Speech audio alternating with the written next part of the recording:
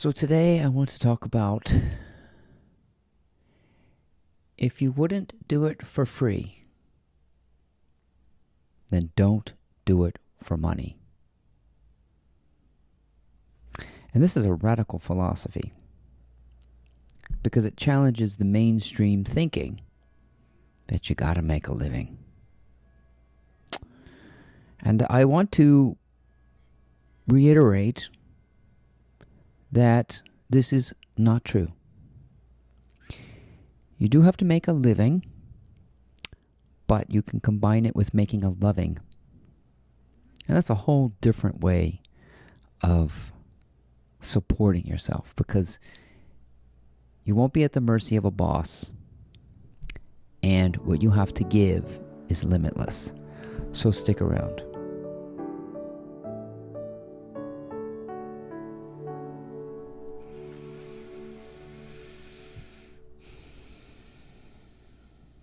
So,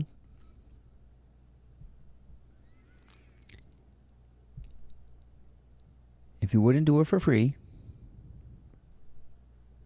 don't do it for money. This unhooks you from the very thing that conventional thinking is strapped to, which is we're going to chase the symbols of love. And money is a symbol of love or energy or work or effort.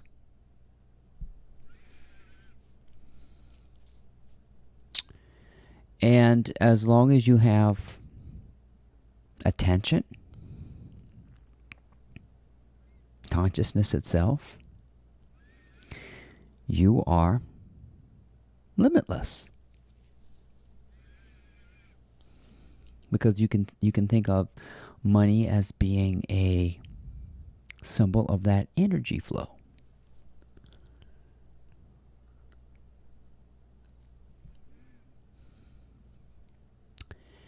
And so there are two ways of getting into this mindset.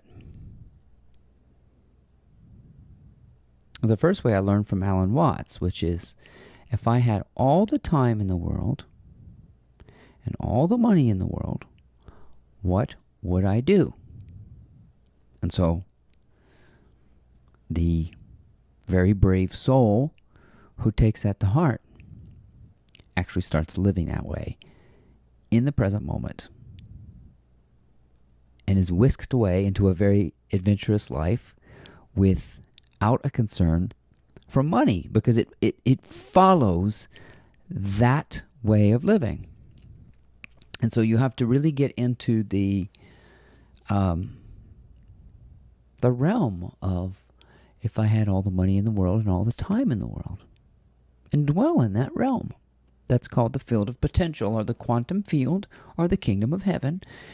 There's so many different ways of describing this invisible presence, which goes beyond the five senses.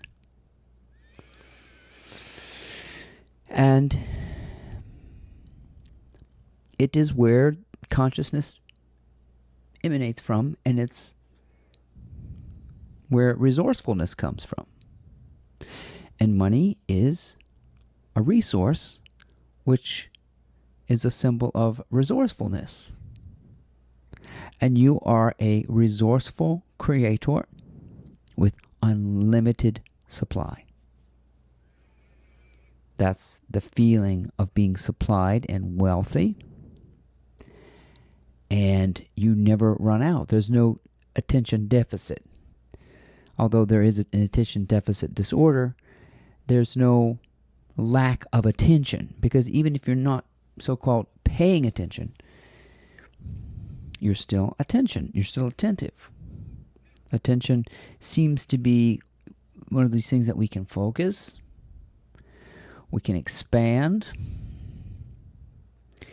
we can be scattered. So the field of potential, or the quantum field, or the presence, has a lot of static in it for a lot of people. This is this open space that doesn't have any thought in it. And your visceral area is not all knotted up. Your body's completely relaxed. You're in harmony with the universe. Meaning you are in harmony with yourself, mind, body, and soul. There's no static. No nervousness. No knottiness. No clasping of the insides. No thoughts. And so in this clear channel flows abundance. And it flows outward. So it comes to you like ideas for a video. Just one after the next. I feel like I'll have an endless supply of things to talk about. Books, projects, businesses, ideas, community gatherings. And it'll always be related to giving something, releasing something. And when you release something, money follows you. So there's no getting or chasing. So you would have to spend some time in that realm. What would I do if I had all the money or time in the world? And you just do it. See, most of us are waiting for the money before we do it. Waiting for the time before we do it. And so you're waiting forever. To follow your intuitive sense would be to honor your desire right now. You see? So you have to pretend a little bit, I suppose, that you have all the money, but it opens up a dimension in you. Because you start thinking in a different direction. If you just ask yourself, okay, I've got all the money and all the time. Now what? All of that would be related to what you would call the creative spirit. It would not be related to anything survivalist, putting food on the table, paying taxes, investing, none of that. Saving. It have nothing to do with those byproducts. Because your mind is no longer focused on that, looking for money. If you are looking for money, it keeps it away from you. That's a game of keep away. It's just like, just today I lost a pair of shorts. I was looking for a particular pair of shorts, and I knew better than to search the house. You see? So, if you lose a pair of earbuds or whatever, you stop looking. Because you put them somewhere, you just can't remember. So money works the same way. You have the money, you just can't remember where it is. You've made some action towards it. You've made an action which has already led to an income. You see, you just forgot. So like when you find those earbuds, you'll know you put that there. In the same way that you made the action which led to an income or abundance or something, you just kind of forgot. So stop looking for it and it turns up. And the way to do that is to just dwell in that wonderful realm of what would I do. And then you're going to get into all sorts of playful activities. And it doesn't matter if you don't have time. Just making the brain do that already stretches the imagination. And that's what this is about. It's about stretching the imagination, making more out of what you have. So you're going to want to do stuff like ride your bike, invite friends over, go to the coffee shop. And then bigger desires come through that, like start a business, write a book, start a family, creative enterprise that you wouldn't think about getting paid for, but that you would do anyway, right? Remember, you have all the money in the world, so you would do things for free at this point. So what are the things that you would do for free? a YouTube channel, for example. See, I don't have all the money in the world in a locality.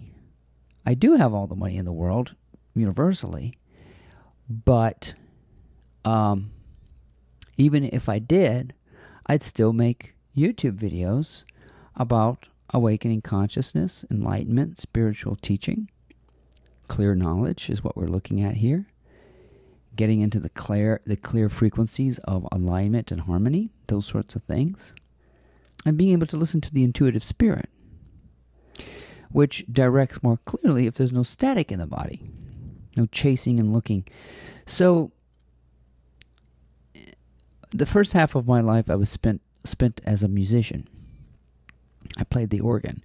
And as a kid, when I started learning how to play the organ, I played it for free. Anybody who would listen to me, I'd play it. I played for free for a long time before I was ever paid for it.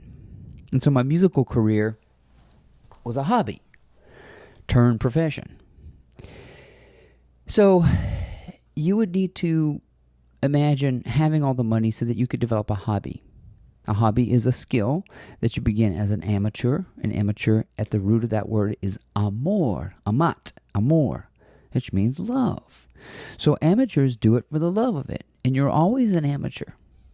I don't care if you practice medicine or if you are Yo-Yo Ma and you play concert cello, you are an amateur at heart. You just gotten really good at your skill because you love it. You see? So, a side hobby, a fun thing that you do on the side, can become a very loving thing that pays. It'll pay eventually. So, you combine your hobby with your profession, and voila, you have this amazing, not making a living, but making a loving. So, the same thing works with time. You have to go into the realm of imagination and just imagine what your life would be like with large swaths of time. And what will happen is you'll notice yourself slow down a little bit. If you give your brain a chance to imagine and wallow in doing things with all the money in the world, once you buy all your stuff, right? You're going to still want to do stuff. Even if you have all the houses and the cars and the planes and the boats and everything, you're still going to want to do things. That's what I'm talking about. Get beyond all the material possessions that you want to buy. And think about the activities you'll enjoy.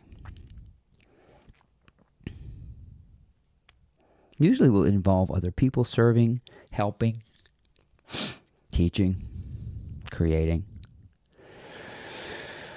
So let your mind go there. That's what I do in my morning meditations, is I just imagine I have everything I want. And then beyond that, what would I do? And I continue to write on my blog, do my YouTube videos. And as I've dwelled in having more time, my schedule has allowed more time. So the reality follows. Isn't that fun? So give that some thought. It's really important to sit down and say, if I wouldn't do it for free, I'm certainly not going to do it for money. So I have a friend who is thinking about becoming a flight attendant. And if you're a flight attendant, I think it's a noble work. But I thought, would you do that for free? Would you serve Cokes and peanuts and collect trash at the end of flights as a volunteer? Maybe some people would. They find that to be very nice work, and we do need people in the service industry. But ask yourself if that would be something you would do in your free time.